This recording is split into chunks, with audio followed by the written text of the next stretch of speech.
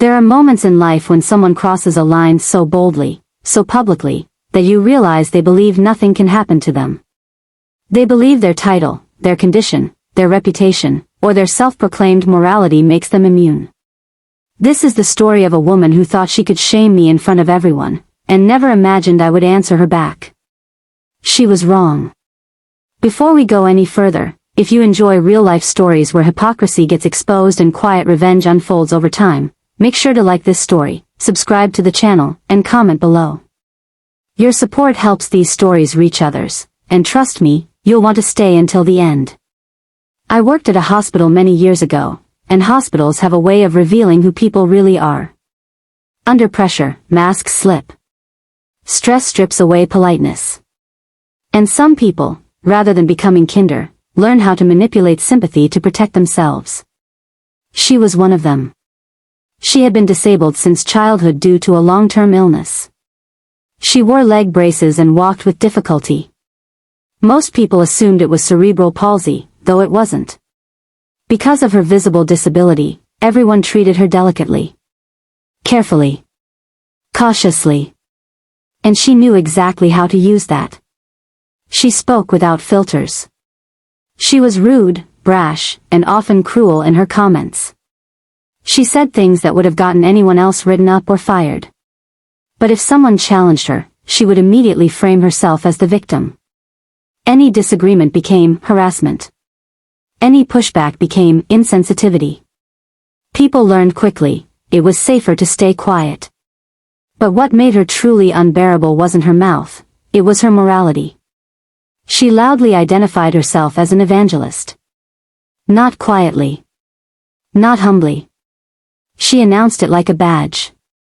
Like a shield. Like proof that she stood on higher ground than everyone else. And she appointed herself the moral police of the workplace. Especially toward younger women.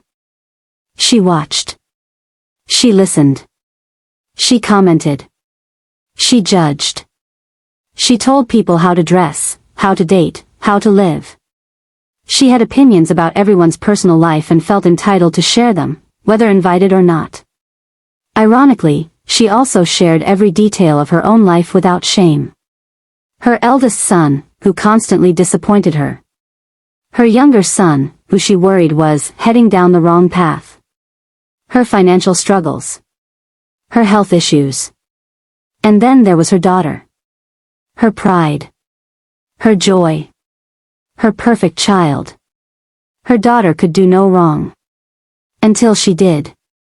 The daughter, unmarried, unemployed, and still living in her mother's house, got pregnant. No husband. No engagement. No stability. The baby's father vanished completely. A deadbeat in every sense of the word. The daughter went on welfare. Stayed at home. Had everything handed to her. And the evangelist? Said nothing. No sermons. No lectures. No judgment. Apparently, sin only mattered when it belonged to someone else. Now let me tell you about me. At the time, I had been with my boyfriend for 3.5 years. It wasn't casual. It wasn't reckless. It was stable, committed, and serious. We worked. We paid bills. We built a life together step by step. Eventually, reality set in. 2 apartments. 2 rents. 1 relationship. It made no sense. So we made an adult decision, we moved in together. Not impulsively. Not dramatically. Practically. Like many people do, I mentioned it casually at work. Just conversation. No announcement. No justification. That was when she struck. She didn't lower her voice. She didn't pull me aside. She wanted an audience. I don't approve of that, she said. Not I wouldn't do that. Not that's not my belief. I don't approve. Her tone was sharp. Parental. Condescending. She continued, louder now. A woman should not live with a man unless he's her husband. Premarital sex is a sin before God. She looked directly at me. That was the moment everything changed. Because she thought I would be embarrassed. She thought I would stay quiet. She thought her disability, her title, and her religion made her untouchable. She had no idea what was coming next. I turned around. And I spoke. Calmly. Clearly. Loud enough for everyone to hear. "Ma'am," I said, "your unmarried daughter is currently pregnant and living in your house, supported by welfare, with no father involved." The room went dead silent. "And your eldest son," I continued, "is not your husband's child. His father left before he was born." Her face drained of color. "And if I'm remembering correctly," I added, "you married your younger son's father 2 years after he was born." You could hear breathing. That was it. I didn't raise my voice. I didn't insult her. I told the truth. "Meanwhile," I said, "I'm in my own apartment, with my partner, paying my own bills." Then I delivered the line she never recovered from. "Perhaps the advice you're giving me is advice you should have given your daughter, and taken yourself." I paused. "That's a lot of premarital sex, isn't it?" She looked like she might cry. But what hurt her wasn't sadness. It was exposure. And from that moment on, the power shifted. But the real revenge? That didn't happen that day. It took years. The room never truly went back to normal after that day. At first, it was subtle. Conversations would stop when I walked in. People avoided eye contact, not because they disapproved of what I said, but because they were processing it. Everyone had witnessed something rare, the moment someone who had ruled through fear and pity was finally confronted with facts she couldn't deflect. And she knew it. She didn't cry publicly. She didn't complain to management. She didn't accuse me of discrimination. That alone told me how badly the truth had landed. If she had believed she could win, she would have tried. Instead, she did something far more telling. She went quiet. Not completely silent, but selective. Strategic. She stopped speaking to me entirely. No greetings. No comments. No sideways sermons disguised as concern. When our paths crossed in hallways or break rooms, she would look past me as if I didn't exist. To anyone else, that might have seemed petty. To me, it was confirmation. Because people who believe they are righteous don't retreat unless their righteousness has been challenged beyond repair. What changed next was the atmosphere. For years, people had tiptoed around her.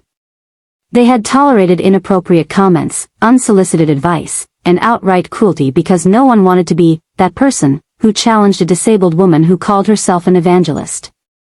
But once the spell broke, something shifted. Others began pushing back, not loudly, not dramatically, but firmly. They stopped indulging her lectures. They redirected conversations. They shut her down with short, neutral responses. She no longer had an audience. And without an audience, her authority evaporated. I noticed she gravitated toward silence the way she once gravitated toward control. She sat alone more often. Ate lunch by herself. Watched rather than participated. Her favorite weapon, public judgment, had been removed from her hands. Then came the nod. Months later, I got engaged. There was no announcement. No fanfare. Just a ring on my finger and quiet congratulations from coworkers who genuinely cared. When she noticed it, she froze for a moment. Then she nodded. No smile. No comment. No blessing. Just a stiff, curt acknowledgement. And that was the last interaction we ever had. She never spoke to me again. Not once. But revenge isn't always loud. Sometimes it's slow. Sometimes it's passive. And sometimes, the most devastating kind of revenge doesn't require another word. Time took over where I left off. I moved forward with my life. I got married, 7 months after moving in together. Not because I was pressured. Not to prove a point. Because it was right for us. I left that job eventually, as people do. Careers evolve. Lives change. But I never forgot her. And years later, through mutual acquaintances, I heard updates. Her daughter never left the house. The first child was followed by a second. Then a third. Then a fourth. 4 children. 4 different fathers. Only one paid child support. Still no husband. Still no stability. Still under her mother's roof. The evangelist, who once believed she could police the morality of others, was now helping raise the consequences of everything she had excused. And her sons? One drifted. One struggled. Neither became the success story she once promised everyone they would be. There was no dramatic collapse. No public confession. No apology. Just reality. Quiet.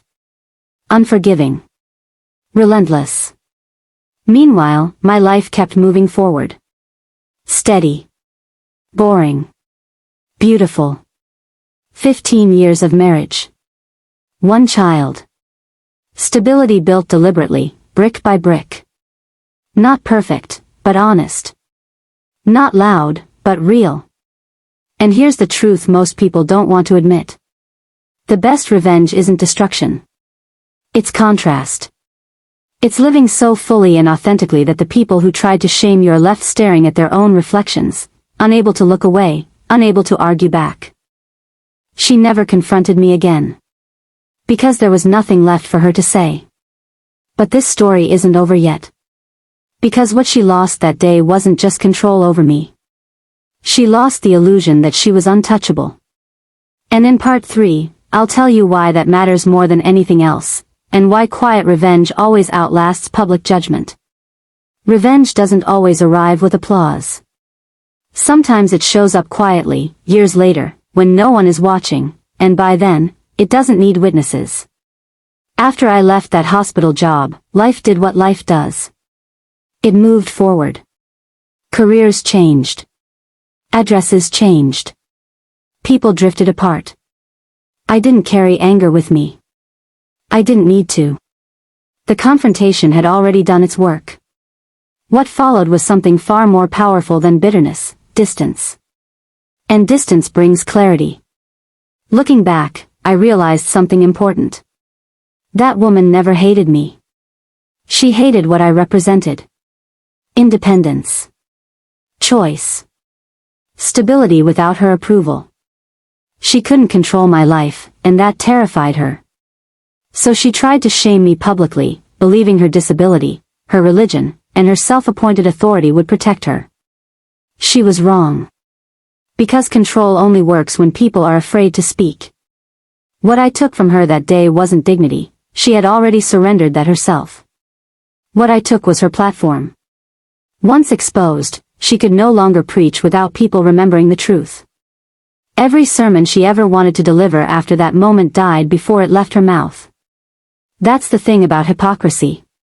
Once named, it never regains its power. Years passed. I built a life that didn't require validation from coworkers, congregations, or critics. I married the man I loved.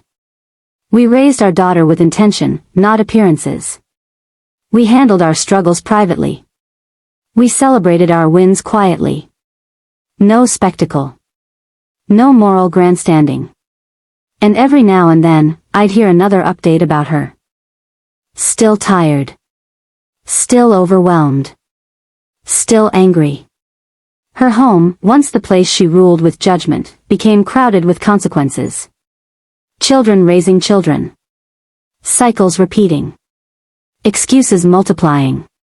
The very behavior she condemned in others became her daily reality. She never apologized to me. I never expected her to. Because the truth is, apologies are for people who still believe they were wrong. She never believed that. But she did believe something else. She believed silence was safer. And in that silence, the balance shifted permanently. I didn't win because I embarrassed her. I didn't win because I got the ring, or because my life turned out differently. I won because I refused to accept shame from someone who had no moral authority over me. That's the quiet revenge most people miss. Standing your ground. Telling the truth. And then walking away. Some people spend their lives performing righteousness. Others live it without announcing it. The difference becomes obvious over time. She once tried to tell me how to live. Now, her life tells its own story. And mine tells a different one. That's where this ends. If you stayed until the end of this story, make sure you like, subscribe, and share it with someone who understands what quiet revenge really looks like. Comment below and tell me. Have you ever been judged by someone who turned out to be the biggest hypocrite of all?